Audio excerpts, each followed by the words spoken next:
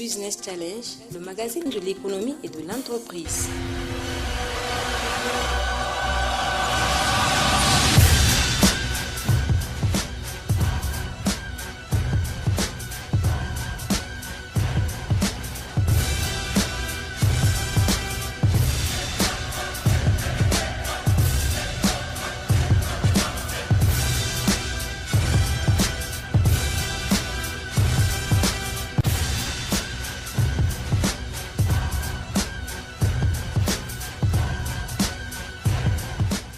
Ravi de vous retrouver pour cette édition Business Challenge, ce nouveau numéro de Business Challenge, chers téléspectateurs. Vous nous recevez sur Bonferré, sur Africable. Les deux chaînes sont sur le bouquet canal et vous nous recevez également sur la télévision Gaskia à Zender. Nous allons ouvrir cette édition Business Challenge en allant dans un atelier bilan de la compétition des plans d'affaires organisée par la Chambre de commerce et le PRODEC il y a de cela 3 ans. Il y a de cela 3 ans, 150 jeunes entrepreneurs ont été lauréats de la compétition des plans d'affaires. Et ces 150 jeunes ont eu un accompagnement au moins 2 ans. 3 ans après, que sont-ils devenus ces jeunes créateurs d'entreprises?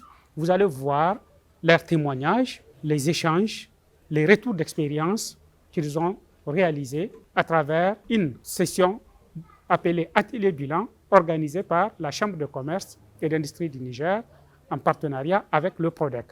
Nous vous appelons au cœur de la problématique de l'entrepreneuriat des jeunes à travers les différentes régions du Niger.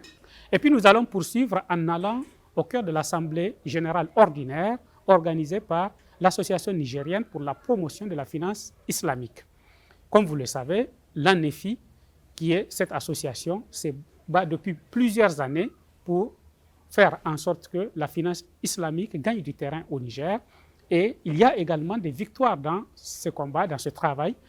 Vous allez voir comment le bilan est élaboré au niveau de l'ANEFI sur ce qui est en train de se faire, notamment dans le cadre de la mandature du bureau actuel de l'ANEFI, dont le mandat court jusqu'en 2024. Et puis nous poursuivons cette édition en allant dans 2 événements intéressants qui honorent la jeunesse, mais aussi qui mettent la question de l'entrepreneuriat et de leadership au cœur des réflexions. Notamment, nous allons partir pour le vernissage d'un ouvrage qui a été édité par l'associé manager du cabinet Leader d'Afrique, Issa Garba, qui devient un auteur déjà, et qui a écrit un bouquin qui peut inspirer beaucoup de jeunes en matière de leadership, en matière de management. Cet ouvrage est intitulé « Mon agenda inspiré de 52 leçons de vie ». Je vous le recommande vivement. Vous allez voir comment s'est passé le vernissage de cet ouvrage et nous allons clôturer cette édition en allant dans une cérémonie organisée par les anciens lauréats du lycée technique d'Ankassawa de Maradi. C'est une tradition pour les alumni du lycée technique d'Ankassawa de Maradi d'organiser chaque année une remise de prix d'excellence aux meilleurs bacheliers du lycée technique. J'espère que le programme de cette édition vous plaît. Soyez confortables dans vos sièges pour 52 minutes d'information sur l'entrepreneuriat, le leadership, mais comme vous le savez, avec toujours une perspective sur notre sous-région. À tout de suite.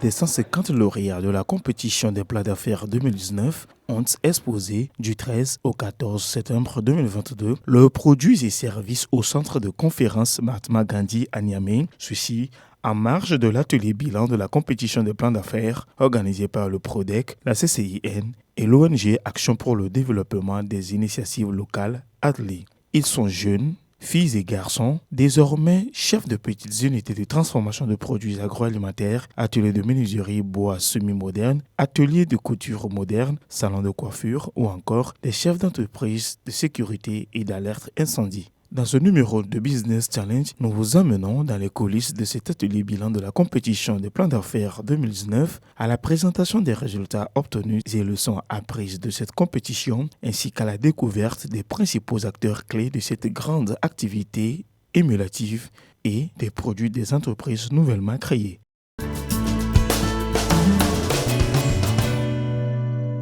Mardi 13 septembre 2022. Le projet de développement des compétences pour la croissance PRODEC, en collaboration avec la Chambre de commerce et d'industrie du Niger, CCIN, et l'organisation non gouvernementale ONG ADLI, a organisé un atelier bilan à mi-parcours des réalisations faites par les 150 lauréats de la compétition des plans d'affaires 2019.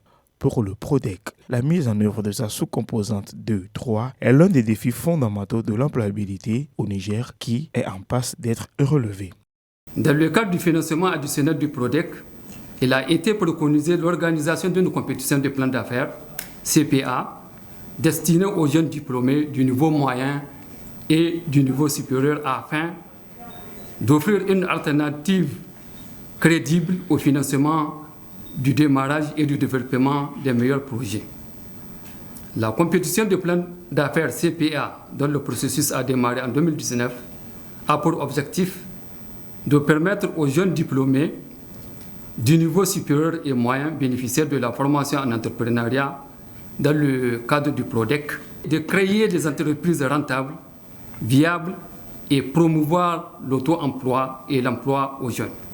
Grâce à la compétition des plans d'affaires PRODEC CCIN 2019, certains jeunes diplômés en chômage, porteurs de projets innovants, ont peaufiné leurs idées d'entreprise et d'autres les ont mis en œuvre. Cette action du PRODEC vise à contribuer à l'éveil entrepreneurial au Niger. La promotion de l'entrepreneuriat des jeunes est l'un des meilleurs moyens d'améliorer l'employabilité et l'insertion des jeunes. C'est dans ce cadre que, depuis la signature de financement initial du projet de développement de compétences pour la croissance du PRODEC, le 7 juin 2013, entre l'Association internationale de développement, le groupe de la Banque mondiale, et l'État du Niger, une place importante a été consacrée à l'entrepreneuriat des jeunes à travers la sous-composante 2-3 du projet. Plus de 1500 jeunes diplômés sur l'ensemble du territoire national ont été mis en compétition, à l'issue de laquelle 150 projets d'entreprise ont été retenus comme lauréats de la compétition de plans d'affaires. Plusieurs mois après le décaissement des prix, les lauréats sont avancés dans la mise en œuvre de leurs projets d'entreprise, souvent innovants et promoteurs. Cette activité de promotion de l'entrepreneuriat à grande échelle a permis aux 150 lauréats de créer leur entreprise et ou développer leurs activités économiques. C'est la Chambre de commerce et d'industrie du Niger qui a piloté tout le processus de cette activité de promotion de l'entrepreneuriat à grande échelle. La Chambre de commerce et d'industrie du Niger est la principale structure d'encadrement et de promotion du secteur privé. À ce titre, depuis sa création, elle met en œuvre des projets pour l'organisation et le développement des entreprises en vue de les amener à mieux contribuer à la croissance économique. C'est donc dans le cadre de ces missions que nous avons noué depuis 2014 un partenariat avec le projet développement des compétences pour la croissance PRODEC, notamment pour la mise en œuvre de la sous-composante 2-3 du projet qui est intitulé « Promotion de l'entrepreneuriat des jeunes ». Dans le cadre de cette sous-composante, la Chambre de commerce et d'industrie du Niger a assuré la formation de plus de 4500 jeunes Nigériens, diplômés des niveaux moyens et supérieurs et même déscolarisés dans la première phase. Les résultats de l'impact des formations en entrepreneuriat appréciés par la Banque mondiale et le PRODEC ont permis d'améliorer le format d'accompagnement des jeunes vers l'entrepreneuriat. Ainsi, à la signature du financement additionnel pour la mise en œuvre du PRODEC, il a été introduit dans la sous-composante que j'évoquais tantôt, l'organisation d'une compétition des plans d'affaires, CPA. Les lauréats de la CPA bénéficient depuis 2020 de l'accompagnement technique et en gestion de la Chambre de commerce et d'industrie du Niger à travers l'ONG Action pour le développement des initiatives locales, ONG ADLI, et d'un appui financier sous forme de subventions pour la mise en œuvre de leurs projets d'entreprise.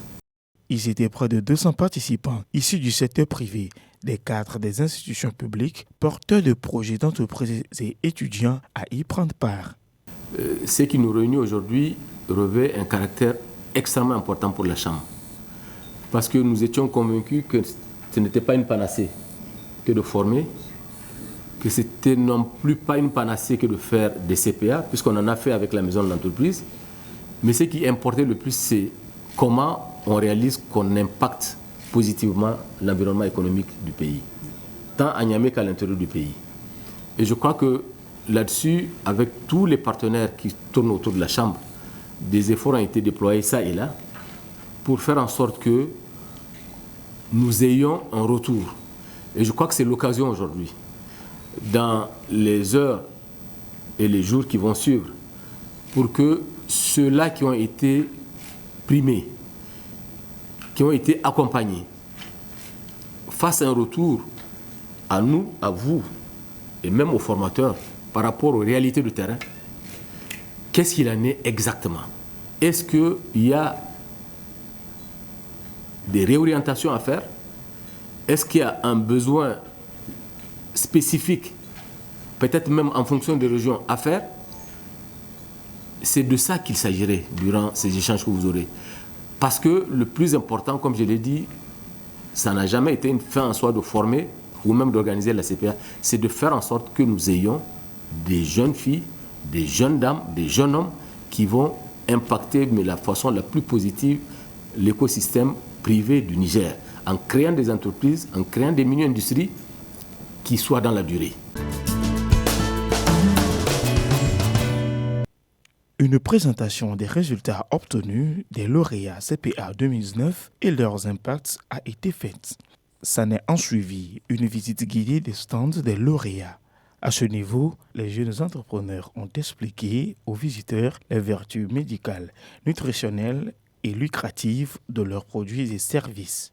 On a ici le savon liquide. Savon liquide, on l'utilise pour faire les vaisselles, oui, pour laver aussi la chambre. Oui. Voilà, eau de javel. Donc quand on dit eau de javel, ça enlève les taches sur... C'est désinfectant encore. On peut mettre dans les toilettes pour désinfecter. Nous avons aussi ici mes shampoings et démêlants. Shampoing et démêlants, c'est pour les cheveux. Oui, c'est pour les cheveux, shampoing et démêlants. Donc ça rend les cheveux lisses, ça enlève les saletés là de la tête, les pellicules aussi, ça enlève ça. Donc quand on prend, il y a des pommades ici, les pommades de cheveux conçues à base de Nîmes. Il y a un autre produit encore ici, mes savons de gommage conçus à base de Nîmes aussi.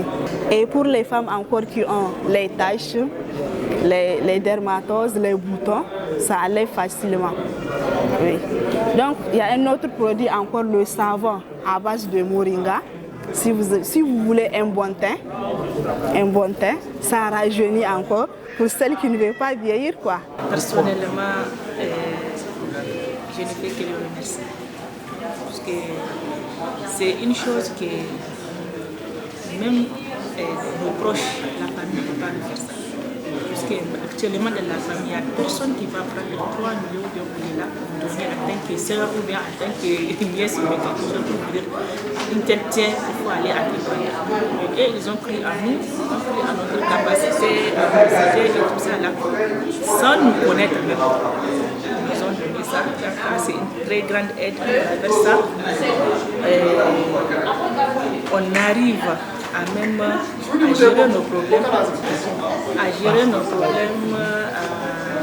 et pouvoir aussi payer même d'autres. Puisque actuellement j'ai 3 femmes qui travaillent. Chaque mois je me donne. Dans le temps, je n'avais pas certaines machines, mais grâce à ça aujourd'hui, j'ai pas mal de machines automatiques. Avant, je travaillais manuellement, mais présentement, alhamdoulilah, ça va. Durant les 48 heures d'exposition, les gens ont plus apprécié mon jus car c'était le produit phare dont j'ai amené. Moi, je suis venue uniquement pour exposer, montrer notre produit, mais apparemment, on a presque tout vendu. Une fois que les gens goûtent, ils ne peuvent plus y résister. Donc, je peux dire qu'on a fait du bon travail quand même. En tout cas, moi, j'ai beaucoup appris. J'ai beaucoup appris avec la compétition, depuis le début jusqu'à la fin. Parce que vraiment, je me suis rendu compte qu'il faut entreprendre. Il ne faut pas laisser dire que c'est l'État qu'on attend pour qu'elle nous embauche. Quand tu prends mon cas, j'ai étudié ici à l'ENAM, j'ai un bac plus 4 en finance trésor. J'ai cherché, c'est saturé. Donc avec ici l'entrepreneuriat, vraiment je me retrouve. Donc moi je lance même un appel à l'égard des jeunes diplômés. Il ne faut plus dire que on attend l'État, n'attendez pas l'État, il faut entreprendre. Les produits et services de ces jeunes entrepreneurs ont fasciné les visiteurs, pour la plupart des avertis du monde entrepreneurial. La première des choses, n'est-ce pas, c'est la fierté. Quand je suis rentré ici, j'ai vu des entreprises, n'est-ce pas, qui parlent et qui sont en vie et qui sont visibles. J'avais trouvé une certaine fierté. C'était la première impression. La deuxième impression, c'est quand j'ai commencé, n'est-ce pas, à visiter, n'est-ce pas, les stands et en même temps poser des questions aux lauréats qui sont devenus aujourd'hui des entrepreneurs, il faut le dire. Ils sont fiers, ils sont contents aussi qu'ils ont été formés, ils ont été coachés et qu'ils ont gagné, n'est-ce pas, un fonds de démarrage qui les a permis, n'est-ce pas, aujourd'hui de s'asseoir sur leur propre compte et même d'employer, n'est-ce pas, d'autres personnes. C'est vraiment une grande fierté et je le dis avec beaucoup de sincérité. Nous avons visité les projets des jeunes. On voit que c'est des jeunes bien engagés avec beaucoup d'initiatives. Beaucoup de projets ont été appuyés et soutenus par le PRODEC. Donc on ne peut que les encourager pour aller dans ce sens. Nous avons écouté les jeunes. On constate qu'il y a eu un pas, mais il serait toujours bon que le partenaire poursuit dans l'accompagnement, surtout le coaching, pour qu'ils puissent avoir tous les outils de gestion appropriés pour pouvoir mieux gérer leur entreprise. Sinon, dans l'ensemble, c'est vraiment une très belle initiative.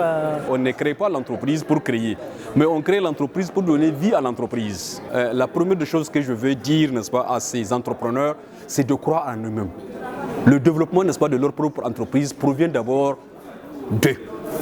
Ils sont les premiers à promouvoir, n'est-ce pas, leur entreprise. Maintenant, après, ils ne doivent pas rester à la traîne. Il y a aussi, n'est-ce pas, des fonds par-ci, par-là. Parce qu'on a toujours besoin, n'est-ce pas, d'augmenter ces investissements. Parce que pour atteindre, n'est-ce pas, les économies d'échelle, faire une grande production, n'est-ce pas, et même diminuer, n'est-ce pas, le prix sur le marché et vendre beaucoup encore, il leur faut obligatoirement, n'est-ce pas, trouver de part et d'autre, n'est-ce pas, d'autres partenaires qui vont les accompagner et qui sont toujours, n'est-ce pas, dans le processus ou dans le projet, n'est-ce pas, de création et d'accompagnement, n'est-ce pas, de ces entreprises déjà créées. Vous savez, la survie, ça dépend du promoteur. Voilà, le projet, il a fait ce qu'il doit faire. Le projet a aidé les promoteurs à bien avoir leurs idées, à fixer l'idée. Il les a accompagnés à avoir des business plans. Il les a accompagnés avec des fonds d'amorçage pour bien installer le projet. Maintenant, c'est aux jeunes de faire preuve de résilience, de persévérance et d'engagement par rapport à la gestion du projet. La jeunesse, c'est le fer de lance. Eh bien, on croit beaucoup, on pense qu'en créant, n'est-ce pas, ces entreprises, nous allons bénéficier, n'est-ce pas, des atouts pour ces entreprises. Comme prévu, n'est-ce pas, dans l'objectif, c'est pour pouvoir booster, n'est-ce pas, notre économie. Et vous voyez, la preuve aujourd'hui, ça, c'est une preuve matérielle et matérialisée, n'est-ce pas, de tout ce qui a été fait comme processus, n'est-ce pas, en termes de création de l'entreprise. Le conseil que je donne, c'est qu'ils doivent comprendre qu'on est dans l'entrepreneuriat. On vient juste de commencer. Les choses ne vont pas être faciles comme ils le pensent. Donc, à eux de se préparer, à être assez résilients, à être assez persévérants, mais aussi à ne pas confondre le projet avec la poche. Ça, c'est important. Et du côté des femmes, elles doivent aussi s'assurer pour faire l'équilibre entre leur travail d'entrepreneuriat et leur rôle au sein de la famille. Au cours de cet atelier bilan de la compétition des plans d'affaires 2019, 2 panels ont été organisés au profit des 30 lauréats venus de toutes les régions du Niger, panels auxquels ont également pris part plusieurs invités. Le point déterminant, c'est qui nous sommes en termes de valeurs. Beaucoup d'entre nous, la vérité, leur difficulté, c'est leur état d'esprit. Un entrepreneur, sa plus forte capacité, c'est sa conviction et son enthousiasme. Si un entrepreneur n'est pas positif, il ne peut rien entreprendre du tout. Quand vous commencez à voir le négatif partout, moi j'ai entendu beaucoup de personnes, et une des choses aussi, si vous êtes entrepreneur, tout celui qui ne vous encourageait pas dans votre voie, qui ne vous aidait pas à éclairer vos chemins, ne l'écoutez pas. Tout simplement. Qu'il soit votre frère, votre mari, votre enfant, votre oncle, s'il vous décourage, fermez vos oreilles. Les pesanteurs socioculturels, il faut les écraser. Et je sais que c'est difficile, mais il faut accepter d'être mal aimé pour réussir souvent. D'être mal aimé, d'être incompris. Souvent, votre famille ne vous comprendra pas, parce que comme dit quelqu'un, on va faire baptême, mariage, vous n'êtes pas là. Vos employés même souvent ne vous comprendront pas parce qu'ils vont trouver que vous êtes trop dur. Et certains de vos rapports sociaux vont voir que vous ne vous préoccupez que de vous-même. Mais quand vous regardez, un entrepreneur ne se préoccupe jamais de lui-même, il se préoccupe de l'état de la société, parce qu'il apporte une valeur. Et au nom de cette valeur-là, vous pouvez sacrifier beaucoup de choses. Les amitiés qui ne sont pas productrices, les relations qui ne sont pas productrices. Tout cela, il faut apprendre à les élaguer et travailler sur vous-même. Moi, je suis convaincu d'une chose. Tous les entrepreneurs qui réussissent sont des personnes positives. Et quand je me suis lancée, avant d'avoir ma cible, j'ai beaucoup souffert, mais maintenant ça va. Il faut connaître son marché. Oui, il faut connaître son marché. Ok, et quoi d'autre? Il faut s'approcher aux partenaires. Il faut chercher partout. Et le PRODEC nous a ouvert une porte. Donc, il ne faut pas rester pour dire les PRODEC toujours, les PRODEC toujours. Il faut aussi chercher beaucoup d'autres partenaires. Le défi premier que nous avons rencontré, c'est la structuration des entreprises. L'entrepreneur, il est là. C'est lui qui est manager, c'est lui qui est comptable, c'est lui qui est communicateur, c'est lui qui porte toutes les casquettes. Finalement, c'est compliqué. Et parfois, c'est lui-même le producteur. Donc, il fait tout. Dans ce cas, c'est compliqué, on n'arrive pas à se retrouver. Et quand bien même on veut avoir un spécialiste pour nous aider dans la structuration là, de ces entreprises, on ne sait pas vers qui se tourner. Donc moi, c'est le défi vraiment auquel j'ai fait face. Et parfois, on a du mal aussi à trouver la main-d'œuvre qualifiée. Parce que le Nigérien, je suis désolée, on est tous Nigériens. Les gens sont paresseux, ils n'aiment pas travailler. Donc, tu prends un employé, tu es encore obligé d'être derrière lui pour le surveiller. Donc ça, c'est un autre défi aussi auquel on fait face. Et après, c'est l'accès au marché. Les gens, dès qu'ils voient un produit local, il y a cette réticence-là. Ils se disent que ce qui vient d'ailleurs est mieux. Donc, il faut, je ne sais pas comment faire pour qu'on arrive à changer cette mentalité-là. Ça aussi, c'est un grand défi. C'est aussi le manque de formation technique. La personne se met dans un domaine dans lequel elle a une idée générale. Maintenant, comment se former techniquement pour améliorer ce qu'on est en train de faire? On n'a pas accès à ces formations-là. Et quand on cherche à l'étranger, c'est trop cher. Donc tout ça là, on ne sait pas comment faire face à tous ces défis-là en même temps. Quand vous faites face tous les jours à un obstacle en tant qu'entrepreneur, rappelez-vous juste que c'est cela le chemin. Et deuxièmement, la plupart des entrepreneurs à succès, ce qui les aide, c'est qu'ils savent qu'être entrepreneur est un choix personnel qu'ils ont fait. Ils ont décidé d'être entrepreneurs, avec ou sans un autre partenaire ou un autre acteur. Les partenaires qui viennent sont des opportunités, ce sont des leviers. Mais lorsque je décide d'être couturier, c'est ma décision. Lorsque je décide de vendre des dates, c'est ma décision. Lorsque je décide de créer une boulangerie, c'est ma décision. Et cette décision, la meilleure façon de l'assumer, c'est de se dire que je choisis en connaissance de cause, à mes risques et périls. Quelquefois, quand je discute avec des entrepreneurs, je leur dis, Un entrepreneur doit arriver à se dire, c'est comme si, quelle que soit la manière dont vous êtes arrivé à l'entrepreneuriat, c'est comme si vous êtes sur un pont et que vous avez coupé le pont derrière. Même s'il y a un lion, même s'il y a un feu, même s'il y a un ouragan, vous ne pouvez pas retourner derrière. Parce qu'il n'y a plus de chemin. C'est valable pour le salarié qui a quitté son confort de salarié pour se jeter de l'entrepreneuriat. C'est valable pour celui qui a raté ses études, qui dit « je vais être entrepreneur ».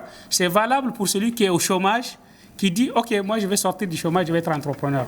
Dès lors que vous avez pris la décision, si vous voulez réussir, vous devrez l'assumer totalement. Le défi, pour commencer, c'est concernant les bailleurs, la location. Les bailleurs ils ont eu une opportunité, ils ont vu qu'il y a plusieurs jeunes qui veulent entreprendre et eux, c'est l'occasion pour eux de faire grimper la location. Quelque chose de quelques mètres carrés, on va vous dire 100 000, 150 000 et on est obligé de prendre parce qu'on n'a nulle part où aller. Et deuxièmement, le marché est fermé sur nous. Moi, par exemple, je suis dans le domaine de la couture, maquillage. Donc, je fais aussi des formations en couture et maquillage. Donc, les structures-là qui font des formations pour les autres jeunes, même si nous, on les approche, déjà, il y a les géants du secteur et ils sont déjà là. Ils ont tout pris nous laisser. Nous, quand on vient, on n'a rien. Donc, je ne sais pas, ils ont tout pris, oui. On vient, on n'a rien. On cherche, mais c'est difficile. Concernant la population, en fait, nos premières clientes, c'est la famille, les connaissances. Et eux, quand tu es nouveau dans le secteur, ils pensent que en venant chez toi, c'est une faveur qu'ils te font. Donc, ils profitent pour casser tes prix. Non seulement tu casses tes prix, tu leur fais prix maison, en même temps, ils prennent ça crédit. Donc, souvent même, avant qu'ils te remboursent, avant qu'ils te remboursent même, tu sais même pas. Si, il y a crédit. À Niamey, tout est crédit. Tout. Même la couture. Tout est crédit. Donc, avant qu'ils te remboursent ton argent, tu as besoin de ça. Avant qu'ils te remboursent, tu es obligé d'aller chercher ailleurs pour venir. Franchement, c'est pas facile. Devenir entrepreneur, c'est changer de statut social. Vous n'avez plus les mêmes rêves, vous n'avez plus les mêmes préoccupations qu'avant. Depuis le début, c'était le processus de création d'une entreprise. Ça, vous avez fini avec ce processus. Vous entamez un nouveau processus. L'entreprise est créée, comment la développer? Comment la gérer? Comment la développer? C'est ce qui est devant vous. Je pense que nous devrons sortir avec cette inspiration et continuer le combat, parce que c'est un combat pour notre nation. Le Niger a besoin d'entrepreneurs. Et Dieu merci, comme nous avons tous dit, aujourd'hui, tous les mécanismes qui sont là, nous devrons juste les voir comme des opportunités pour grandir. Quelqu'un a dit, Prodec a ouvert la porte, je dois aller vers tous les autres partenaires. Et en faisant ça, vous rendez même service au Prodec, parce que le Prodec pourra dire, moi j'ai ouvert la porte, et il s'est battu pour réussir. L'ONG Action pour le développement des initiatives locales ADLI a quant à elle assuré de près l'exécution sur le terrain avec chaque lauréat de la compétition de plan d'affaires 2019. L'ONG ADLI a été recrutée comme structure pour accompagner les 150 lauréats dans l'ensemble des 8 régions du Niger. Et donc pour nous, organiser un atelier de lancement était utile pour rassembler l'ensemble des parties prenantes et nous entendre sur quelle est la mission confiée à l'ONG. Et cette mission consistait à 2 à 3 choses. Premièrement, prendre contact avec les lauréats et travailler avec les lauréats pour qu'ils puissent formaliser leur entreprise. Et deuxièmement, une fois que les entreprises sont formelles, travailler, accompagner les lauréats pour qu'ils constituent les dossiers conformément à la convention qu'ils ont signée avec la Chambre de commerce. Et ces dossiers ont été constitués, soumis à l'appréciation de la Chambre de commerce et qui valide avant de transmettre au niveau du Prodec pour les déboursements. Ce déboursement est fait en principe en 2 tranches pour chaque lauréat et chaque fois que le lauréat il exécute la tranche, Si c'est justifié à concurrence de 60-70%, on peut faire l'appel du second déboursement qui est aussi fait. Et une fois le déboursement, le décaissement accompli, notre rôle consiste à accompagner maintenant les lauréats dans l'installation officielle de leur entreprise et le démarrage de leur projet d'entreprise. Et donc, cela nous a conduit à les accompagner dans leur projet d'entreprise, à installer les entreprises, à faire les commandes, s'il y a des commandes de matériel, d'équipement à faire, à trouver le local, à faire toutes les insignes qui permettent d'identifier l'entreprise et à lancer maintenant l'entreprise dans son secteur de production. Et évidemment, une fois que l'entreprise est rentrée en production, le rôle ultime aussi, c'est quelque part de l'aider dans la recherche de la clientèle qui était déjà auparavant contenue dans son plan d'affaires, qui spécifie bien à qui les produits vont être destinés. Et donc, on rentre dans une politique de marketing pour assurer que les produits des entreprises aillent à leur destinataire sur le marché et que ces produits soient consommés.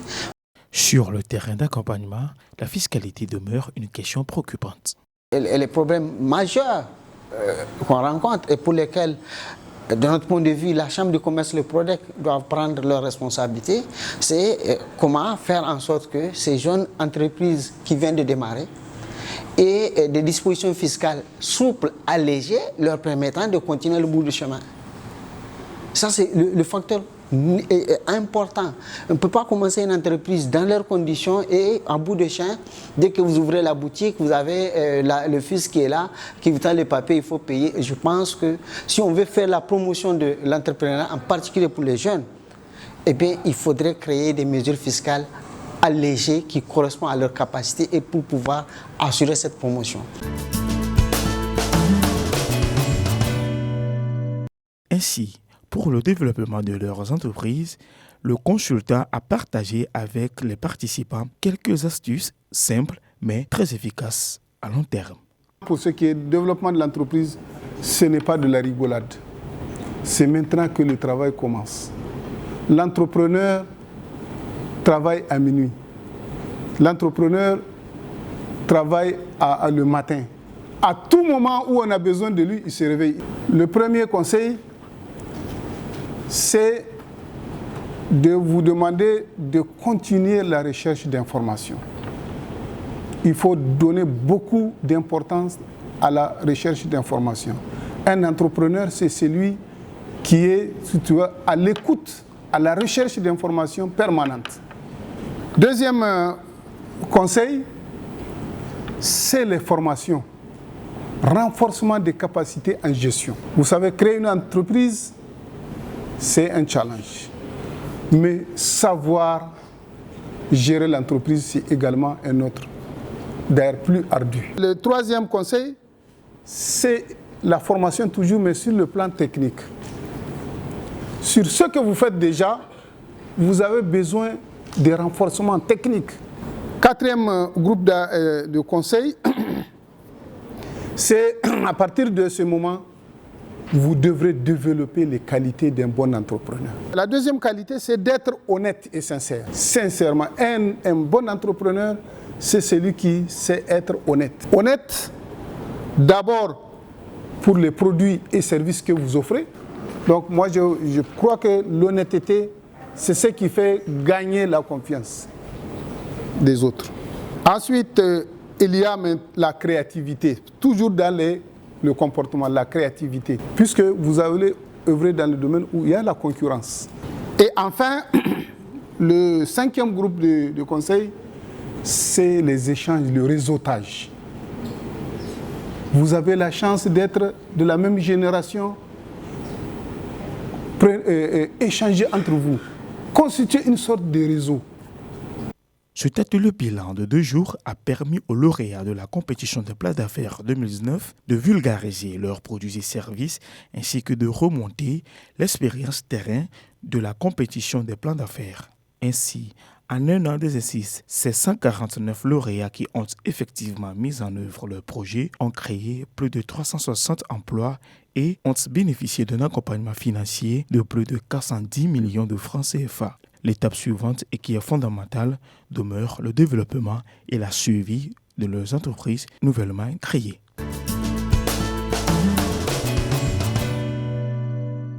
Le samedi 10 septembre 2022 s'est tenue à Niamey l'Assemblée générale ordinaire de l'Association nigérienne pour la promotion de la finance islamique ANEFI. Des représentants des institutions publiques et privées ainsi que plusieurs invités ont pris part à cette cérémonie. Cette Assemblée générale ordinaire a pour objectif l'approbation du rapport d'activité financier 2021, le plan triennal 2021-2024 et le plan d'action de la dite association. Depuis 2 ans, nous visons, au-delà de l'implantation, que le Niger devienne le hub de la finance islamique. Plusieurs actions ont été entreprises déjà, visant à promouvoir la création d'instituts financiers dont l'objet et le fonctionnement sont conformes aux normes et principes islamiques, de former et à renforcer les capacités des acteurs désirés d'exercer les métiers de la finance islamique en général, et les métiers des banques et établissements financiers et compagnies d'assurance Takaful en particulier, bien sûr conformément aux normes et principes islamiques. De sensibiliser les autorités, les populations, les entreprises sur les principes et avantages de la finance islamique, qui se trouve être un excellent outil pour lutter contre la pauvreté, pour faciliter l'inclusion financière, surtout des couches vulnérables exclues du système financier traditionnel. Pour Sofo Magaj Ibrahim, représentant du ministère des Finances, le système de finances conventionnel basé sur le capitalisme a vu ses limites suite à la crise économique des années 2007-2008. Tout le contraire des systèmes financiers islamiques qui n'ont pas été aussi impactés par cette crise que le système financier conventionnel.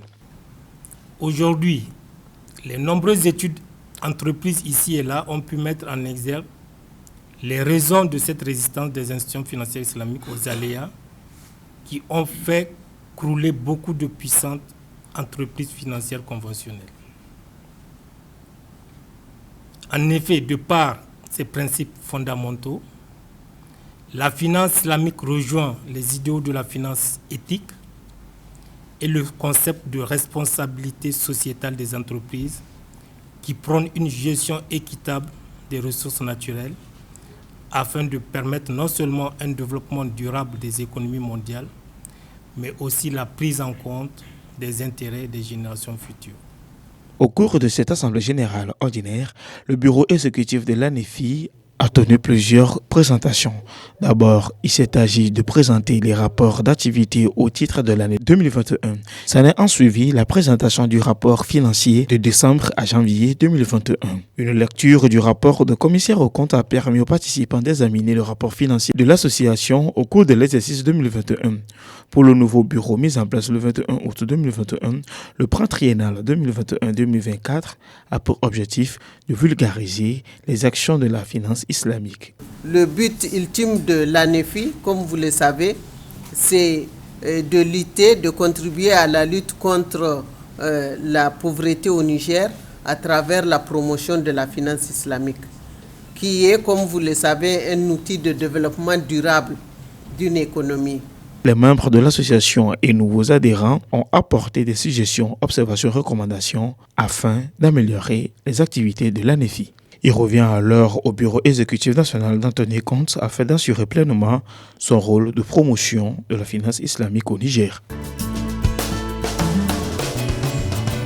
Le cabinet Leader d'Afrique a organisé le samedi 17 septembre 2022 à Niamey la cérémonie officielle de vernissage du livre intitulé « Mon agenda inspiré par 52 leçons de la vie ». Ce livre, paru en ce mois de septembre, porte la signature d'Amadou Issa Garba, associé manager général du cabinet Leader d'Afrique. Cet ouvrage, comme son nom l'indique, permettra d'inspirer tout lecteur de tout âge à travers les 52 leçons de vie qu'il contient.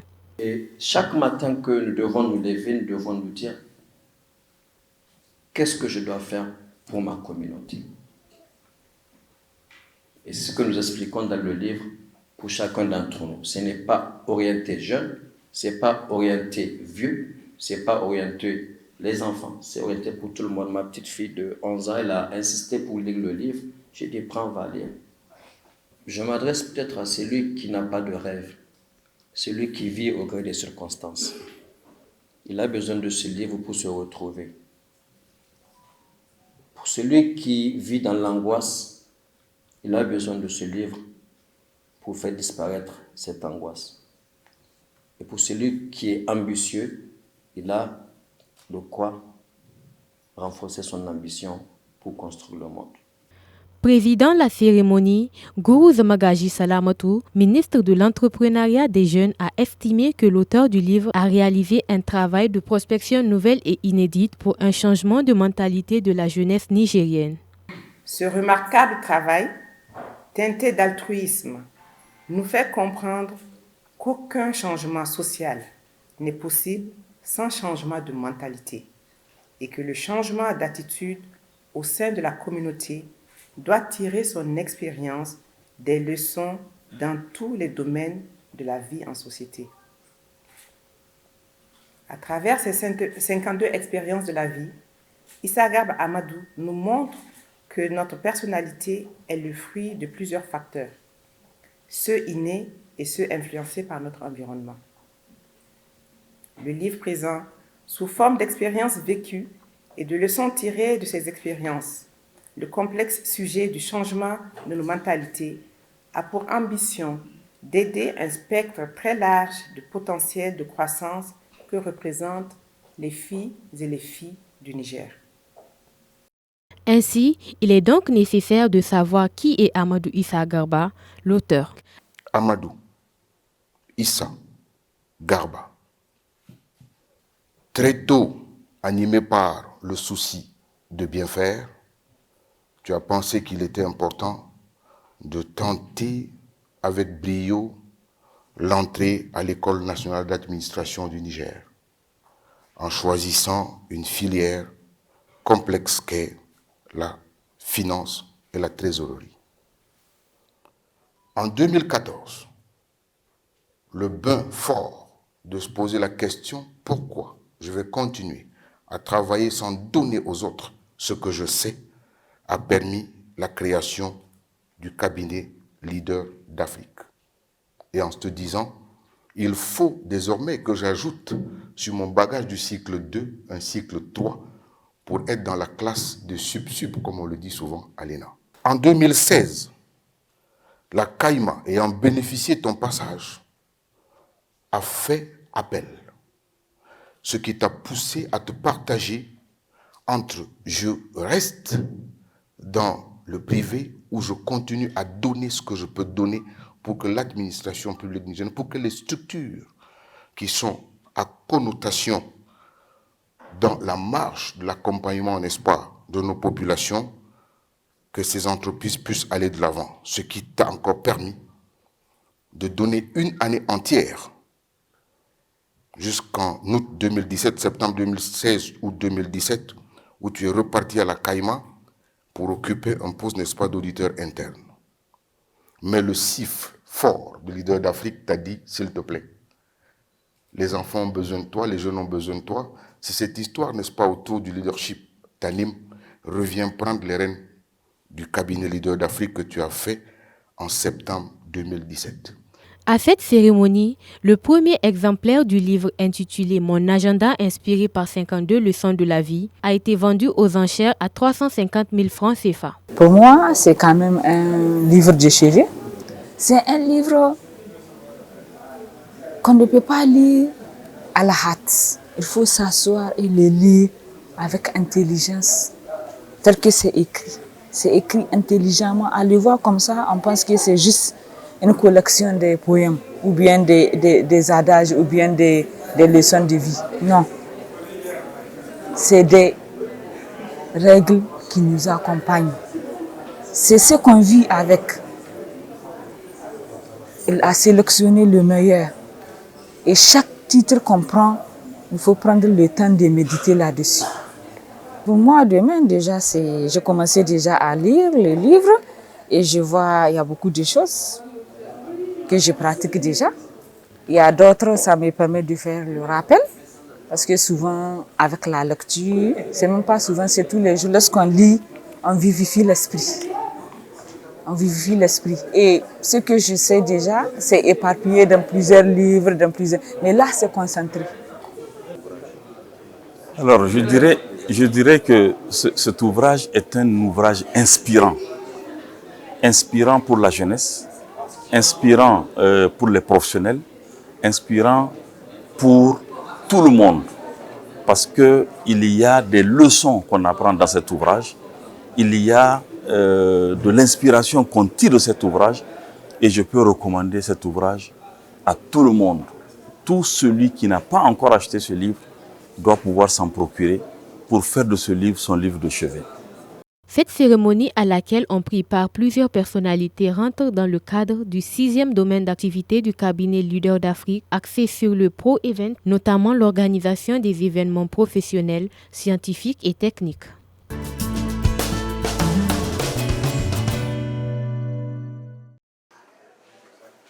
L'amicale des ressortissants du lycée technique d'Ankasawa de Maradi a organisé la 14e édition de la remise de prix d'excellence aux meilleurs élèves du baccalauréat 2022 du dit lycée. La cérémonie s'est déroulée le 10 septembre 2022 à Niamey. Présidée par Suzanne Georges et sponsorisée par Béchir Husseini Garba, tous anciens élèves du lycée technique d'Ankasawa, la cérémonie a été rehaussée par la présence des responsables des institutions publiques et privées, des représentants des autorités coutumières, des professeurs et anciens élèves du lycée technique d'Ankasawa, ainsi que plusieurs autres invités dans une salle pleine à ras-bord. Nous voici réunis comme des traditions pour la célébration de la 14e édition de la cérémonie officielle de remise des prix de l'excellence. Cette cérémonie a pour but de promouvoir et encourager le mérite et l'excellence au sein du lycée technique d'Ankasawa de Maradi à travers des distinctions sont faites à ses meilleurs bacheliers et enseignants et aux membres de son personnel les plus dévoués et aux administrateurs qui ont marqué son histoire. L'objectif de cette cérémonie est de témoigner aux lauréats de cette série, à savoir la G1, G2, G3, F3, F4 et E, les efforts durant leur passage au lycée technique d'Ankasawa de Maradi. Chers lauréats, nous voudrons vous adresser nos très vives et chaleureuses félicitations pour le travail remarquable que vous avez accompli avec sérieux et abnégation. À travers ces résultats, vous honorez le Niger en général et les lycées techniques en particulier. Dans le but d'atteindre un développement socio-économique, le lycée technique d'Ankasawa de Maradi a connu une évolution statutaire et un succès remarquable au cours des années passées qui enrichissent son histoire. C'était d'abord un centre d'apprentissage créé en 1955, évoluant en collège d'enseignement technique à partir de 1963 et devenant enfin lycée technique en 1970 par décret numéro 70-66/ME du 3 octobre de la même année. L'apport du lycée technique d'Ankasawa dans le développement socio-économique de notre pays n'est plus à démontrer au regard des nombreuses promotions formées dans les différentes séries qu'il compte. C'est pourquoi l'intérêt de l'État et des parents à orienter plus d'élèves s'est beaucoup accru. À titre d'exemple, on peut rappeler l'évolution de l'effectif des élèves du lycée technique d'Ankasawa dans les 10 dernières années et retenir qu'à l'année académique 2011-2012, l'effectif était de 515 élèves, dont 137 filles, et nous avons parachevé l'année scolaire 2021-2022 avec un effectif de 1222 élèves, dont 392 filles, soit un taux d'accroissement ou bien un taux d'augmentation de 137%. Sur 435 candidats présentés au baccalauréat session 2022, 275 sont admis, soit un taux de réussite de 63,2%. Ainsi, ils sont 7 lauréats, dont une fille à être primée. La joie de ces lauréats est remarquable. Vraiment, ça m'a étonné, mais j'ai gravement aimé. Adoré. Je remercie d'abord la racine de mon excellence. Bref, je parle de mes parents, ma mère et mon père. Je reviens à mes enseignants, le proviseur, les censeurs, le surveillant, ceux de l'administration. Je les remercie. Je remercie le président Mati Maro qui m'a donné un énorme cadeau dont j'ai aimé un ordinateur, une enveloppe et un cadre. Qu'il reste étudier, surtout d'avoir des visions, de se concentrer sur leurs études, de ne pas suivre les perturbations, en tout cas de se concentrer sur leurs études. Et avec l'aide de Dieu, ça va aller, Inch'Allah. Première femme à être présidente d'honneur de la cérémonie de remise de prix d'excellence au meilleur lauréat de baccalauréat du lycée technique d'Ankasawa de Maradi, Suzanne Georges s'est réjouie d'avoir présidé la dite cérémonie. La cérémonie de la 14e édition de remise du prix d'excellence au plus méritant du lycée technique d'Ankasawa de Maradi a été marquée par la remise de témoignages de satisfaction aux différentes personnalités et a contribué à la réussite de cet événement. Ainsi, les organisateurs se sont donné rendez-vous l'année prochaine pour une autre remise de prix.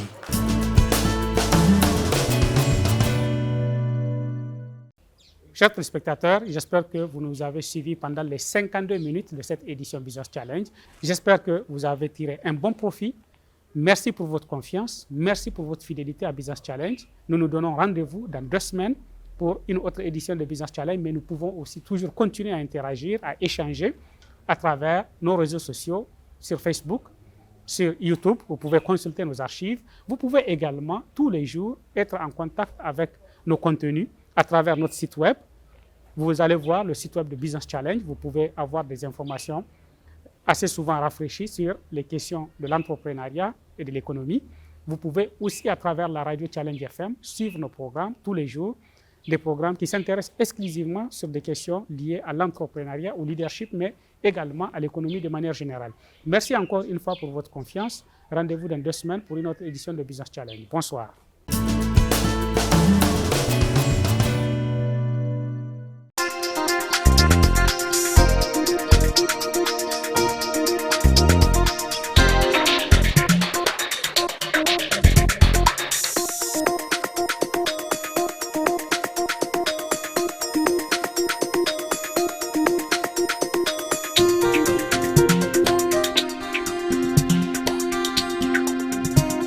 Business Challenge, le magazine de l'économie et de l'entreprise.